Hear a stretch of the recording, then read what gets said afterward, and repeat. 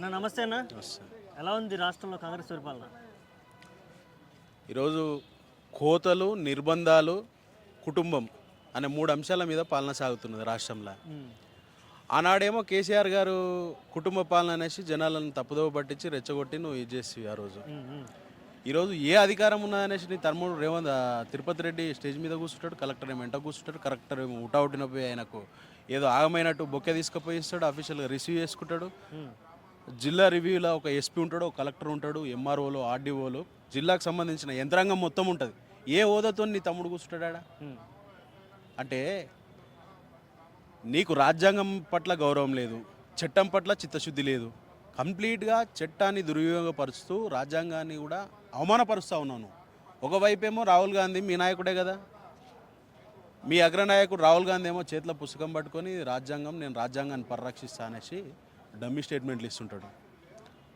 నువ్వేమో ఇక్కడ కంప్లీట్గా జనాలను ప్రశ్నించిన గొంతును నులిపేస్తావు. నువ్వు నీ తమ్ముడేమో అక్కడ లగచర్ల రైతుల మీద దాడులు చేపిస్తాడు, జైల్లో పెట్టిస్తాడు. ఈరోజు లగచర్ల రైతులు ఏడ నిన్ను కొడతారో, ఏడ తీరుతారో, నిన్ను ఏడ నిలదీస్తారో అనేసి ఒక భయంతో నువ్వు నీ తమ్ముని తిప్పుతా ఉన్నావు.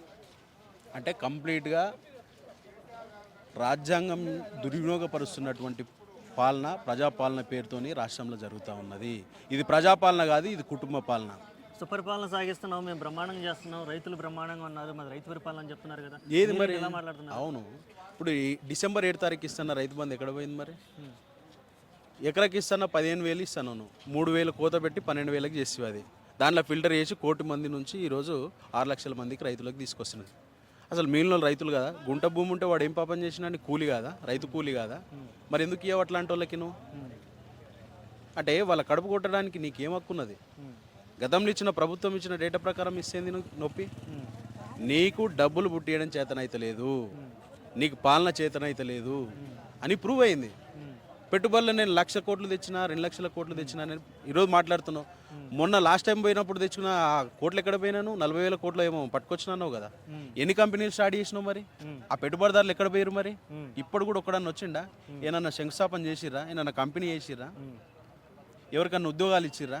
ఆ డేటా పెట్టు మరి. గతంలో నేను 6 నెలల కింద దావోస్ పోయినా 1,00,000 మందికి ఉద్యోగాలు తీసుకొని వచ్చిన, ఒక 50,000 కోట్లు పెట్టుబడితోని 10,000 మందికి ఉద్యోగాలు కల్పన చేసిన, ఇన్ని కంపెనీలు వచ్చినాయని నువ్వు పెట్టు పబ్లిక్ డొమైన్లో.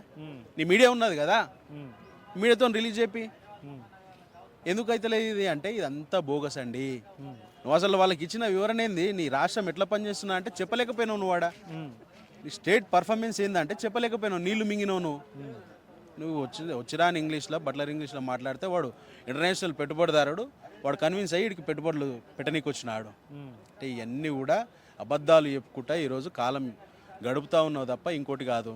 రేపు పొద్దున స్థానిక సంస్థల ఎలక్షన్లో చూడు, చురుకు కొడతారు. మళ్ళీ 4 హామీలు ఇచ్చారు కదా, ముడ్డి మీద అంటారు 4 హామీలు అంటే. ఉన్న హామీలు అమలు చేయరాబే అంటున్నారు జనాలు.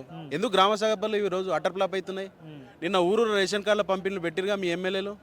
ఎందుకు తరిమి కొడుతున్నారు మరి జనాలు? ఎందుకు నిలదీస్తున్నారు? నిలబడి సమాధానం చెప్పాలి మరి. పొంగులేటి ఎందుకు నిన్న జనగాం కాన్ఫరెన్స్లో ప్రోగ్రామ్ క్యాన్సిల్ చేసుకొని ఎందుకు పోవాల్సి వచ్చింది? నిలబడి అడిగిన సమాధానం చెప్పు కదా. అవి చెప్పలేక ఈరోజు అటర్ ఫ్లాప్ అవుతుంది. ప్రభుత్వం అంతా కూడా అటర్ ఫ్లాప్ అవుతున్నది అనేసి జనాల్లో ఒక భావన ఉన్నది. కాబట్టి జనాలకు ఒక క్లారిటీ వచ్చింది.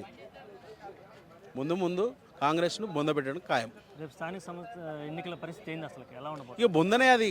ఆల్రెడీ బొందలకు వేరు, లేవకుండా కొట్టేస్తారు ఇక. ఓకే, కేటీఆర్ గారిని అరెస్ట్ చేస్తా అని మొన్న మధ్య హడావుడి చేశారు. మరి ఎందుకు చేస్తలేవు? ఎవడొద్దు అంటున్నాడు? ఎవడన్నా వద్దన్నాడా? నీకు ఏం దొరకట్లే అసలు. అది అసలు ఏడ అవినీతి జరిగిందో, ఎక్కడ అవినీతి నువ్వు పుట్టిస్తున్నావు. కేవలం ఒకసారి దీపావళి పండుగకు దావత్ చేసుకుంటే, ఇల్లు దావత్ చేసుకుంటే ఆడ డ్రగ్స్ పార్ట్ ఏంటివి, అది ఎక్కడ పోయింది మరి? ఇంకోసారి ఇంకోటి అంటావు, ఈ కార్ రేసింగ్ అంటావు, ఫోన్ ట్యాపింగ్ కేసు అంటావు, కాళేశ్వరం కేసు అంటావు. దానిలో ఏం లేదు. అది జనాలకు కూడా ఒక అభిప్రాయం ఉన్నది, వాళ్ళకు కూడా ఒక క్లారిటీ ఉన్నది. కేవలం తప్పుదోవ పట్టడానికి నీకు పాలన చేతగాక నువ్వు చేస్తున్నటువంటి విఫలమైనటువంటి కార్యక్రమాలను తప్పుదోవ పట్టించడానికి కేసు అనేసి మీడియాలో ఒక డ్రామా నడిపిస్తున్నావు తప్ప ఇంకోటి లేదు. ఆయన నేను బరాబర్ పోతా, నేను జైలుకి పోతా, దమ్ముంటే అరెస్ట్ చేయండి, బరాబర్ పోతా, జైలుకి వస్తా, మళ్ళీ తిరిగి వస్తా.